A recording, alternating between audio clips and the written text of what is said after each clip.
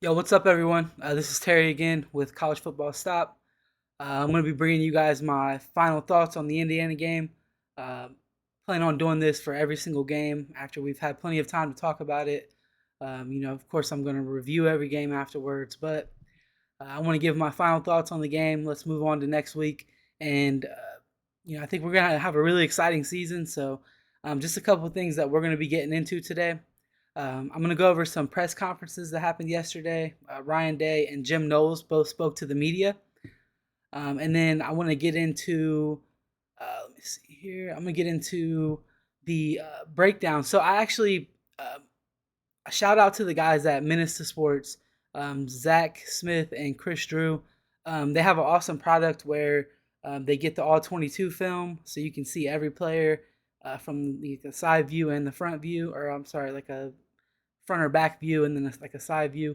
You get to see every single player on the field and see what they're doing, kind of what their assignment was. And I think Zach does a great job of breaking that down. So go check that out. I think that's like on their Patreon, and you can sign up for that. But it's a great product. It's worth it to me because I'm interested in the schematics and just learning more about football. So that's it for that. But again, I'm going to talk about what I learned when I watched that and got to see what every single player was doing. So let's get into it here. The first thing that I wanted to talk about was Ryan Day's press conference. So Ryan Day had some interesting things to say to me. Early on in the press conference, he was asked about the offensive line. He said the offensive line definitely needs to have or has work to do. They got their work cut out for them, but he thought that they did well adjusting as the game went on and getting better. And I agree with that. I mean, I think that they were not out there getting physically beat. They were just not making the right adjustments, not blocking the right guys occasionally. I mean, sometimes they were not getting off of blocks like they were supposed to. But again, I mean, that's a brand new offensive line with three new starters. I expect that, and I think that they're going to get better. And I really think, looking at the athletes that we have on the offensive line, I really think that we're going to have a really good offensive line come like middle of the year and late into the season here. So the next thing that Ryan Day was asked about was the starting quarterback. Obviously, I'm surprised it wasn't the first question. He did say that Kyle McCord's going to start again versus Youngstown State, and that he hopes to have Devin Brown play more. It's the same thing he told us last week. So I don't know what to take from that. There's more on the quarterback situation later in this. Actually, let's just get into it now. So towards the end of the press conference, Day was asked, um, why don't you just name your starter? Basically, why don't is Kyle McCord just the starter?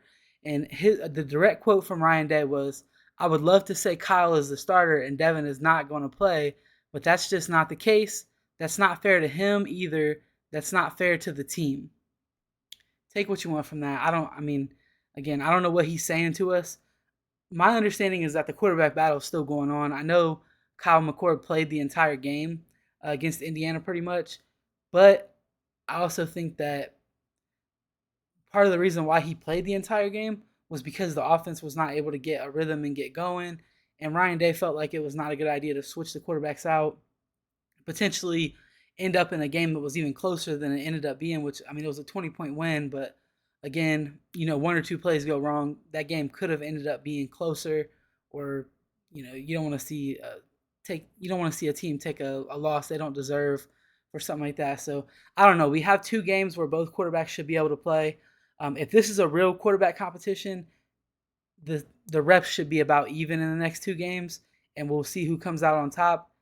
If Kyle McCord plays all the reps and Devin Brown gets in blowouts, then I guess that lets us know that it was never really a competition after fall camp. So we'll see how that goes.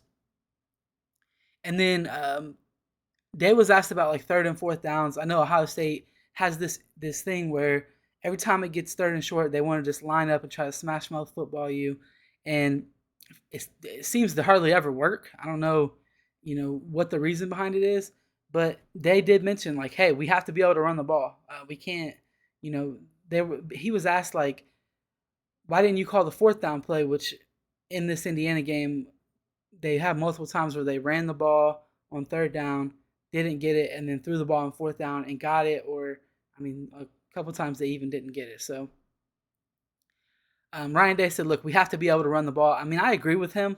I'm not going to hold Day to a standard where um, he doesn't need to like he we shouldn't be able to play smash mouth football. I mean, if you watch the Ohio State versus Michigan game, you know that running the ball is going to be important to win that game. And I mean, that's the big one that we've lost the last 2 years. So I'm okay with what Day is doing there. I think we just need to get better at it. I mean, realistically, playing against Indiana, we should be able to line up on 3rd and 2 and get the first down. It's Ohio State. You have way better players than Indiana. You should be able to line up and just punch them in the mouth, get the first down, and then restart your offense. At that point, you can get back to, whatever you want to do.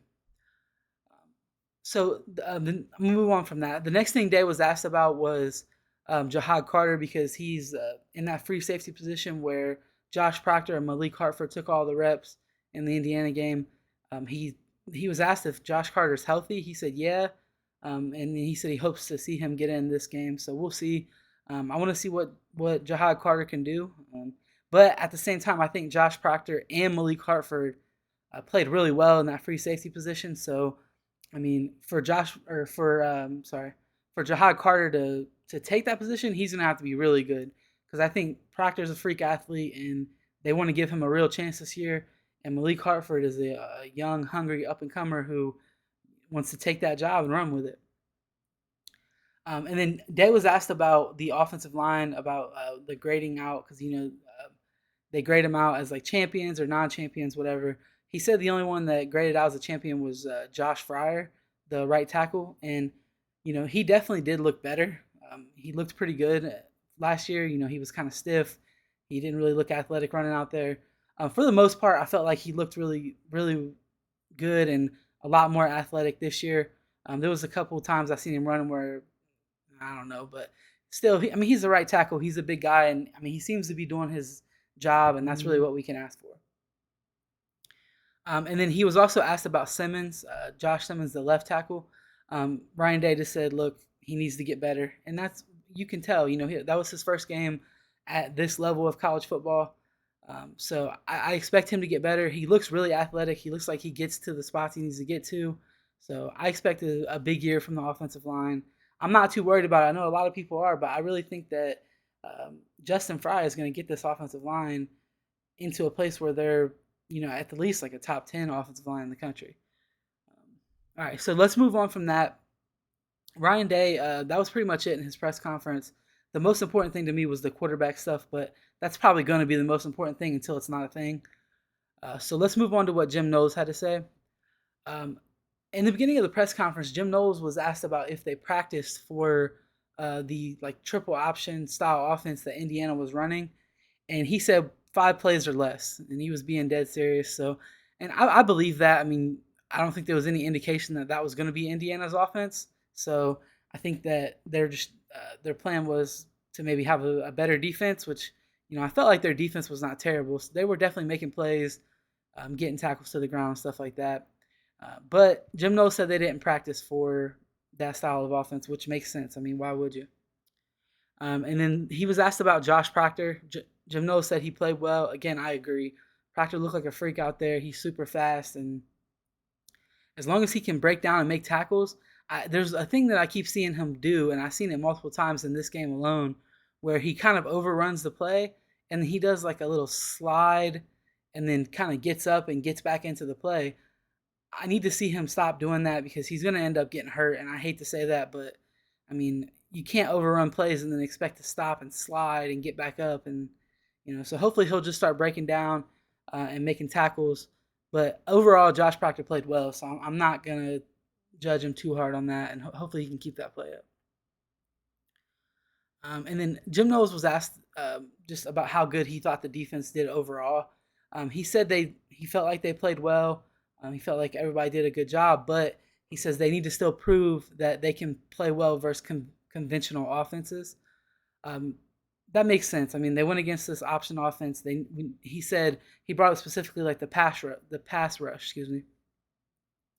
And he said we need to see the pass rush be better when we play against conventional offenses, which as a standard that should be because the defensive line, we'll get to it a little later when I get to the breakdown section, but the defensive line played really well. They played better than I thought. I think I gave them too low of a grade when I did the grades yesterday.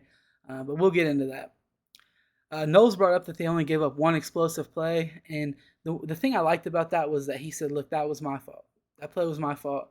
Now, obviously, I don't know. I don't know exactly what play it was, and whose fault it was. But I like when people take accountability and just that's my fault. This is how we're gonna fix it and move on. That's how things. That's how leaders should talk. And then he was asked about players that talked after the game, and multiple players said that they were not happy with giving up 3 points. He said they said the goal was for them to give up 0 points. And Jim Knowles was asked about that, and he's like, "Look, that's what we want." And again, I respect that. I want our defense to not be satisfied. Obviously, that was a good performance. Indiana's offense was really bad. Um, 3 points is 3 points. I mean, if your goal is to give up zero, you didn't reach your goal. So I want to see those guys keep that attitude throughout the whole season. Even if they have a game where they give up some more points, just come out and be like, look, that's not acceptable. We're gonna fix this, and here's how we're gonna do it. Like I said, that just goes back to leadership. I think that one of the guys that said that was Denzel Burke. So I love that from him. I predicted all offseason for him to have a huge year this year, and through one game, he's proven me right. Hopefully he continues to be that dominant player on the outside. Because if he can lock down one side of the field, I got faith in Davis and Igbinosun on the other side. So I think this defense is going to be really solid throughout the whole year. Um, we'll see. Obviously, some points are going to be given up, but defense has been an issue for Ohio State the last 3 or 4 years, and probably cost them at least one national championship, possibly even two. So, all right, I want to move on from that section. The coaches' press conferences. I want to go over what I learned as I watched the breakdown, as I mentioned before, from Minutes to Sports. Um, Check it out for yourself, and you'll learn a ton. But some of the bullet points that I had here, the first one I already mentioned, the defensive line played a lot better than I thought. So with Indiana running all these different options, and they have the option to throw the ball, run outside, run inside, run with the quarterback. There was multiple plays where the four down linemen, regardless of who it was, I'm not even going to go into names because I mean they all played well, but regardless of who it was, the four down linemen single-handedly wrecked Indiana's offense to where the linebackers didn't even have to do anything. And I didn't see that originally in the game because you see who makes the tackle, things like that. But when you rewatch it, you really get a chance to break it down and see what guys did. I mean, you had interior guys taking on two guys and pushing them back. You had the defensive ends, forcing like a give read or a pull read. I mean, again, they were playing really well, and they were basically just wrecking Indiana's game plan all by themselves. So kudos to the defensive line. I'm just going to change my grade to A's for both of them, for the D line, interior, and the edge guys.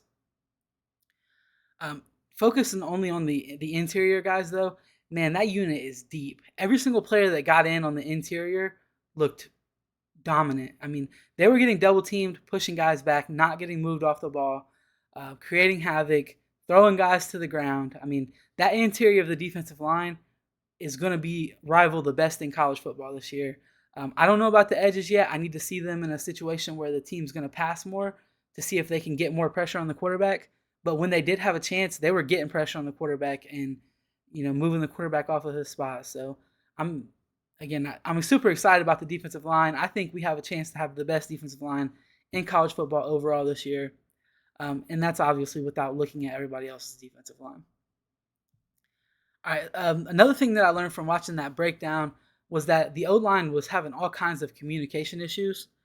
And that was really the problem. I mean, none of the guys, only I think one play I seen or two plays where an offensive lineman got beat by a single person. But the rest of the issues that they had were just communication, not identifying the right blitzer uh, excuse me, or not identifying the right guy to pick up. And I really think that Justin Fry will fix that. I think that as the season progresses and these guys gel and get used to playing next to each other, again, I don't perceive that being an issue that we see mid-season into late season. The other thing I noticed was that looking at the quarterback position, Kyle McCord did not play terrible. There were some throws that were really good throws that guys didn't catch, things like that. But there was the issue that I think that most fans have with the way that Kyle McCord played was that he missed some guys that were wide open and he wasn't really willing to throw the ball downfield. Again, I mean, he is a young quarterback in terms of minutes played. He has been in the game, but has never really been asked to read the defense 25 yards down the field. So I expect to see him get better. I hope that what Ryan Day is telling us is true and that the quarterback battle is still going on because I think Devin Brown also could be special. But again, I can, originally watching the game, I thought Kyle played worse than he did. But I still don't think that it was good enough for up to Ohio State standard, even really for a first game. Again, obviously players make big jumps, and if he does that, then awesome. I'm happy for the kid. I don't have an issue with Kyle McCord, but that play was not acceptable, and it has to be addressed, and it has to be built upon. Now moving on to the running backs. Again, just focusing on what I saw in film, a lot of people thought that Travion Henderson had a bad game where he was like missing holes and things like that. And after watching the film breakdown, I really don't think that that's the case. I think that Travion Henderson got most of his reps in the first half of the game when the offensive line was really struggling with what Indiana was doing, leaving guys unblocked. And people always say like a running back needs to be able to make one person miss. Yes, that is the case, but a running back is not expected to make multiple people miss in the backfield, and that's kind of what Trey was being asked to do. He would have a guy come screaming through the hole. He could try to juke that guy and get to the left, but there's a guy to the left too. He didn't really have nowhere to run. I personally think that Trey is still the best running back on this team, but I think that Chip Trayanum is just as good as Travion Henderson. So I mean, we'll see how it plays out. Chip Trayanum, he's probably the best football player in that room for sure in terms of like blocking and just everything he can do for the team. So no slight against him at all. I really think that Travion Henderson is special, and I think that if they can do it as a like ride the hot hand type thing and get Trey, Mayan, and Chip some carries in the first half and see which one of them's feeling it that day, I really think that that'll probably end up being best for this team because we've seen in games before where Trey was struggling and Mayan would take over and would just completely dominate. I think that Chip is that type of back also where he could take over a game or he put the team on his back and carry you to a win even against a good team. So again, no slight on him. I was just focusing on what I saw from Travion Henderson, and I think he's going to be all right. I think he's going to be a really good back for Ohio State this year. And then the last thing that I have here for what I saw from the breakdown, I think I graded the linebackers too low. Also, again, I was kind of focusing on them when I was originally watching or rewatching the game, and I think that they played okay. I think I gave them like a C grade yesterday, but after rewatching it with the actual film and what their assignment was, they were kind of just asked to sit back and watch the play develop, and then get to a spot and fill a hole. So again, I think that they played pretty good. I would probably give them like a B grade. Nothing was crazy, nothing was special. There was a couple mistakes from Steele and Tommy, which is fine. Everybody, people make mistakes, but those are learning examples where they can just get better and ultimately end up just being the solid unit that they were last year. Again, I do think, like I said before, a lot of that just comes down to what they're asked to do. Last year, a lot of it was spill and kill. The D line is designed to spill the running back to a certain spot, and then linebacker should be there to make the tackle. I think it's a little different this year, which I kind of like it because I want our D line to be able to control the run game if they can. That frees up those linebackers to do a lot of other things, and they can help more in coverage, things like that. So, again, I expect them to continue getting better just like everybody else on the team. So now I'm just going to give my final thoughts on the Indiana game, and then I'm going to move on.